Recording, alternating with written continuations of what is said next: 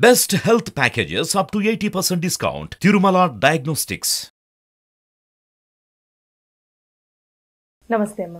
నమస్తే అమ్మా. మనం భోగి గురించి తెలుసుకున్నాం, అలానే సంక్రాంతి రోజు ఏం చేయాలని తెలుసుకున్నాం. ఇంకా లాస్ట్ కనుమ కాబట్టి అసలు కనుమకు సంబంధించి ఎలాంటి నియమాలు ఉంటాయమ్మా? కనుమ అంటే చాలామంది 2 రోజులు పండగ అయిపోయింది, కనుమ రోజు మనం నాన్ వెజ్ తినే రోజు అనుకుంటారు. చాలా తప్పు. నాన్ వెజ్ తినకూడదు. మన సనాతన సాంప్రదాయంలో ఎక్కడా కూడా మాంసాహారానికి తావులేదు. ఇప్పుడు 2 రోజులు ఆగారు, 3వ రోజు ఒక్కరోజు ఆగితే సరిపోద్దిగా, కానీ ఉండలేరు. ఎందుకు ఆ మరుసటి రోజు వెళ్ళిపోతారు. ఈరోజు ఆనందాన్ని పంచుకోవాలి అని కొన్ని ప్రాంతాల వాళ్ళు ఎక్కువగా చేస్తారు. కానీ కొన్ని ప్రాంతాల్లో వాళ్ళు కనుమ రోజు అసలు పండగ చేస్తారు. ఏంటిది? పశువుల్ని ఏటి దగ్గరికి తీసుకెళ్ళి శుభ్రంగా కడిగి పశువుల పాకలు శుభ్రం చేసి, పశువుల పాకల్లో కూడా ముగ్గులు వేసి అందంగా పశువుల్ని అందంగా అలంకరించి ఇంటి ముందుకు తెస్తారు, గుమ్మ ముందుకు తీసుకొస్తారు. వాటి గిట్టలకి కాళ్ళకి గజ్జెలు కడతారు, కొమ్ముల్ని షార్ప్ చేస్తారు, అందంగా అలంకరిస్తారు, నూతన వస్త్రాలు ధరింపజేస్తారు. వాటికి ఇంటి ముందుకు తీసుకొని వచ్చి, అయితే అసలు అందరికీ పొంగళ్ళు వండి పెడతారు. వాటికి కూడా అంటారు పొంగలి వండి చల్లగా చేసి, అలాగే సంక్రాంతి కంటే ముందు రైతు ఏం చేస్తాడంటే అడవికి వెళ్తాడు. వాళ్ళ ఇంట్లో పనిచేసే వాళ్ళు ఎవరైనా ఉంటారు, వెళ్ళి ఔషధ గుణాలున్న చెట్లకి పొట్టు తీసుకొస్తారు. అంతా అంటే నేరేడు, మద్ది, ఇవన్నీ ఔషధ గుణాలు చాలా ఎక్కువగా ఉంటాయి. అదంతా తీసుకొని వచ్చి మకర సంక్రాంతి రోజు రాత్రి నీళ్లలో నానబెడతారు. అది నాని గట్టిగా అవుతుంది. దాన్ని బాగా ఏం చేస్తారు, రోట్లో వేసి మెత్తగా చేస్తారు. చేసి అది ఔషధ గుణాలు ఉంది కదా, ఈ మేకలకి గొర్రెలకి పెడితే అవి తినేస్తాయి, కానీ ఎద్దు తినదు. అప్పుడు దాన్ని నోరు తెరిచి ఇవి ముద్దలు ముద్దలు దాని నోట్లోకి వేస్తే మింగేస్తుంది. ఎందుకు ఇలా చేస్తారు అంటే, అది రైతు పంట పండించే క్రమంలో ఎద్దు బాగా సహాయం చేస్తుంది. అవునా? ఇప్పుడు వచ్చాయి ట్రాక్టర్లు అవన్నీ, అప్పుడన్నీ ఎద్దుల బండ్లతోనే ఇంటికి ధాన్యం వచ్చేది. అది శక్తిని కోల్పోయి ఉంటుంది. తిరిగి దానికి శక్తి ఎలా అంటే, ఈ ఔషధ గుణాలు ఉన్నవి ఇస్తే దానికి ఎటువంటి అనారోగ్య సమస్యలు ఉన్నా తొలగిపోతాయి అని పూర్వకాలంలో జరిగేది. ఇప్పుడు ఎవరూ చేయట్లేదు అది. ఎందుకంటే అడవుల్ని మనం నరికేసాము, మనకు అడవులు ఎక్కడో ఉంటాయి, తేలేము. అలా చేసి పొంగలిని వండి చల్లగా చేసి దానికి పెట్టి కృతజ్ఞత తెలపటం. అలాగే మకర సంక్రాంతి రోజున మా ప్రాంతంలో అయితే దేవుడికి గండాదీపం, వెంకటేశ్వర స్వామికి దాసంగం పెట్టడం, గోవిందనామాలు చెప్పటం. ఈరోజు బొబ్బట్లు పులిహోర చేసుకుని ఈరోజు కొత్త వస్త్రాలు ధరిస్తారు. భోగి రోజు భోగి పళ్ళు పోసుకోవటం, కొత్త బియ్యంతో ధాన్యముతో పొంగళ్ళు వండుకోవడం చేస్తారు. మకర సంక్రాంతి రోజున పాయసం, గారెలు పెద్దల పితృదేవతలకి పెడతారు. 3వ రోజున ఈ రోజున పండగని చేసి దేవుడి దగ్గర కొత్త వస్త్రాలని పెట్టి వాటిని ధరిస్తారు.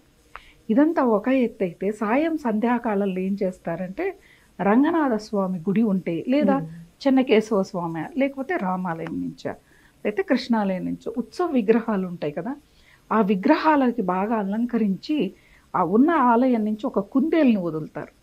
కుందేలు ఎక్కడి దాకా వెళ్ళి ఆగుతుందో భగవంతుణ్ణి ఊర్లోని వాళ్ళందరూ పారువేట ఉత్సవంగా వెళ్ళి అక్కడ స్వామివారిని దింపి, స్వామివారికి అక్కడ కొబ్బరికాయను సమర్పించి హారతిచ్చి అందరూ కూడా అక్కడ భజనలు పాటలు పాడి తిరిగి మళ్ళీ ఇంటికి వచ్చే సాంప్రదాయం ఉంటుంది కనుమ రోజు. అంటే ఇది అన్ని ప్రాంతాల్లో ఉంటుందో లేదో నాకు తెలియదు, మా ప్రాంతంలో అయితే ఉంటుంది.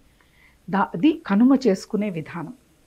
అలాగే ఆటపాటలు, ఇప్పుడు ఎక్కడెక్కడ ఊళ్ళ నుంచి వస్తారు, ఆ ఊళ్ళ నుంచి వచ్చిన వాళ్ళందరికీ కూడా ఆట పోటీలు పెడతారు. అన్నిట్లోనూ రన్నింగ్ రేస్ అని చాలా పెడతారు. తంబోలాల దగ్గర నుంచి ఆడి ఈ పార్వేట ఉత్సవం నుంచి ఇంటికి వచ్చాక వచ్చిన వాళ్ళని ఊరికే తిప్పి పంపకూడదుగా, వేరే ఊరి నుంచి అందరితో డబ్బు కలెక్ట్ చేసి ఊళ్ళో ఉన్న వాళ్ళతో అందరికి చిరు కానుకలు, ఆ కానుకలు తెస్తే వాళ్ళు, అబ్బా మా ఊరికి వెళ్తే ఇచ్చారు పండగకు, మేము పలానా గేమ్ ఆడితే మాకు వచ్చింది అని చెప్పానని గొప్పగా చెప్పుకుంటారు. ఇలా ఆనందంగా గడిచిపోతుంది. అలాగే ఈ రోజున కూడా గంగిరెద్దుల వాళ్ళు గంగిరెద్దులను ఇంటి ముందుకు తీసుకొస్తారు. తెస్తే పండగ రోజు కదా, వాళ్ళకి ధాన్యం, కొత్త వస్త్రం, కొంత ధనాన్ని ఇస్తే ప్రతి ఇంటి ముందు కూడా గంగిరెద్దు ఏం చేస్తుంది, ఆ గంగిరెద్దులు ఆడించేవాడు ఎన్ని విన్యాసాలు చేయిస్తాడు. విన్యాసాలు చేయించి ఇంటి ముందుకు వచ్చాక యజమానికి అమ్మవారికి దండం పెట్టు, అయ్యవారికి దండం పెట్టని వాళ్ళ భాషలో చెబితే అది ఎంత బాగా విని మోకాళ్ళ మీద గిట్టల మీద ఇట్లా వంగి కూర్చొని ఇలా ఇలా తల ఊపుతూ దానిదైన భాషలో అది నమస్కారం చెప్తుంది. దానికి పరవశించిపోయిన యజమాని ఇంకా ఎక్కువగా ధాన్యాన్ని ఇవ్వటానికి సిద్ధపడతాడు. అలా జరుగుతుంది. కొన్ని ప్రాంతాల్లో ఎద్దుల పంద్యాలని, కోడి పంద్యాలని కొంచెం హింస జరుగుతుంది, జీవహింస. అవి జరగకుండా ఉంటే బాగుంటుంది. వాటిల్లో ఏవో ధనం వస్తుంది, బంగారం వస్తుంది అని చెప్పని ఇచ్చేస్తూ ఉన్నారు. అది కాదు. ఈ విధంగా సంక్రాంతిని అంటే కనుమ రోజున వెంకటేశ్వర స్వామి ఆరాధన చాలా విశేషమైనది. ఇప్పుడు మనం భోగి రోజు, సంక్రాంతి రోజు గ్రామదేవతలకి పొంగళ్ళు వండి పెట్టడమే కాకుండా కనుమ రోజు వెంకటేశ్వర స్వామి ఆరాధన చాలా చాలా మంచిది. లేదు మేము శైవులము, శైవ భక్తులం అంటే శివ ఆరాధన కూడా అంతే విశేషమైన ఫలితాలను ఇస్తుంది అన్నమాట. ఇలా సంక్రాంతి 3 రోజులు కూడా చాలా వైభవంగా, సంతోషంగా, ఆనందంగా చేసుకునే పండుగ. ఆఖరి రోజున అందరూ ఆనందంగా. కనుమ రోజు కాకి కూడా ప్రయాణం చేయదు అంటారు.